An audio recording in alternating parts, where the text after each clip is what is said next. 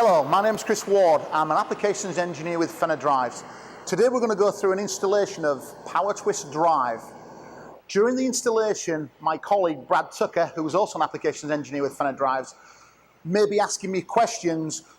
He's going to act as a student, so he'll ask questions as we're going through it. So with no further ado, PowerTwist drive, PowerTwist comes in a box just like this. So what we're going to do is we're going to strip a piece out of the box and we're going to hand fit the belt around the two pulleys. So you can see here what we have is we're simulating a drive fan on a roof. We have a drive pulley and a driven pulley. You can see that they're different sizes. So we're going to take our piece of PowerTwist drive. We're going to hand fit the belt. Keep stripping some out of the box. We're going to hand fit the belt into the groove. And we're going to pull it tight in the groove, and then what we're going to do is we're going to overlap two tabs. So you can see here, hopefully you can see here, and I'll show you in a second, that these two tabs here are going to replace those two tabs there. So what I'm going to do is I'm going to stick my index finger between those two tabs. It is a little bit subjective. Obviously, we're all different people have different strengths. I think you'll feel it with this belt when it's gone tight. I don't think you need to swing on it. It is a little bit subjective. My finger's still between the two tabs. I've bent it. You can see that one tab points north and one tab points east. I'm going to twist that one tab first, pops up, second one comes out easily. The part that goes back in the box, I can put aside. I don't need that anymore. So now I have a piece of PowerTwist drive that is exactly the right length for our application. Let me just show you. So I'll put it in the groove, push it back, pull it tight, and you can see that those two tabs are going to go through those two holes. Okay.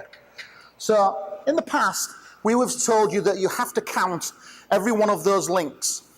But now, with Drive, we've come up with a slightly different method, and we're going to make it a little bit easier and a little bit quicker for you. We're going to take a tape measure, and we're going to measure from end to end. We're not going to measure just the tabs. We're going to measure from end to end of the belt. So let me grab a tape measure. I'm going to ask Bradley to step back in and just hold one end of the tape measure on the end of the belt.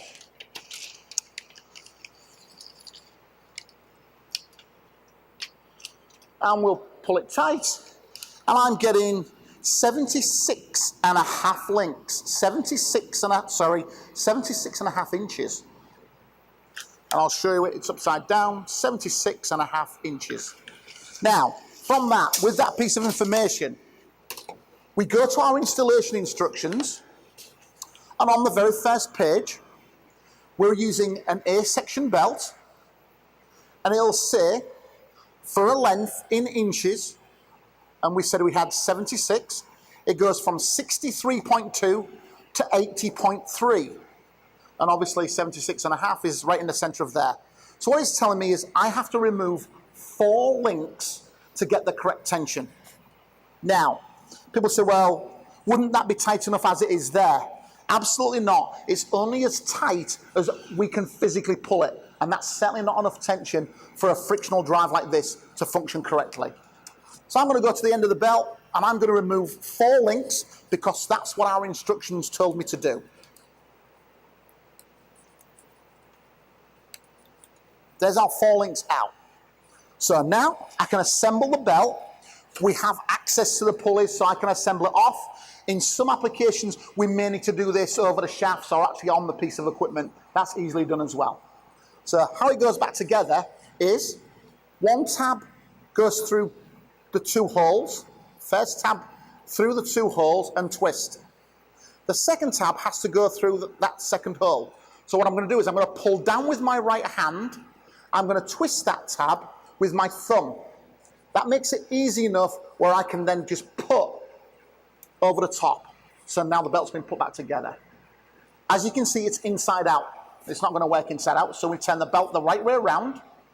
And in this case, I have a mechanical advantage. So I'm going to put the belt in the groove of the small pulley and I'm going to put it onto the larger pulley. So you can see the belt started to go tight. It's in the small pulley. We need to be really, really careful when we roll this belt on. There are some trap areas or some pinch areas. So I don't want to put my hand anywhere in this area where I could nip my fingers or my hand between the belt and the pulley itself. I've got to hold on to the belt very, very tightly, because if not, as I turn it, it's just going to want to keep jumping out of the groove. So yes, I've got hold of the belt very tight and I'm pushing down, keeping the belt in the groove. Second hand comes on. As we're going to turn it, I'm going to keep my hand away from the trap area, and it rolls on, and it goes on nice and tight. So we get asked all the time. There's a little bit of subjectivity to counting there. So what we've done is we're going to take the brain work out of it for everybody. So we're going to provide customers with a force deflection gauge. It's a fairly straightforward tool. And most of the maintenance guys out in the industry will be familiar with such a tool, because it's something that's been used in the rubber V-belt industry for many, many years. Basically, what we do is we're going to do a calculation. We're going to work out what the center distance is by measuring it. And for every 1 inch of center distance, we're going to want 1/64th of deflection. So we're going to measure the center distance and see what we need to set our force deflection gauge to. I'll ask Brad to just step in a second for me. So we'll put it across, and we're about 24 inches. So the math works out, we're 24-inch center distance, so that's 24/64, which divides down to about 3/8. Well, it divides down to exactly 3/8. So what we're going to do is, on our force deflection gauge, it's both imperial and it's metric. Obviously, we're going to deal with inches, so I need to set this to 3/8. So I find my inch scale, I slide that little rubber collar down to 3/8. So now my collar's set to 3/8 of deflection. So what we're going to do is we're going to push this belt down until we get 3/8 of deflection and see how much force it takes to do that. So on the other end, this is the force end. You can see we have another little rubber collar. We're going to slide that down to the 0 mark, because we're going to push that out and see where it finishes. So ask Brad to step back in for me, and we'll put a straight edge on there. Now, if you've got multiple belts on here, it's really, really nice. You don't have to put a straight edge on, because as you deflect this belt, the belts behind it don't deflect, and we can take a gauge off that. In this case, it's a single belt, so we have to put a straight edge behind it. So I'm going to put a straight edge on there. I'm going to find about half span. I'm also going to make sure that I push on top of one of the links. Obviously, I don't want to push down in one of the troughs. So mid-span, about here. I'm going to put my force deflection gauge on top of that. I'm going to press down until the bottom of that rubber hits the bottom of my straight edge.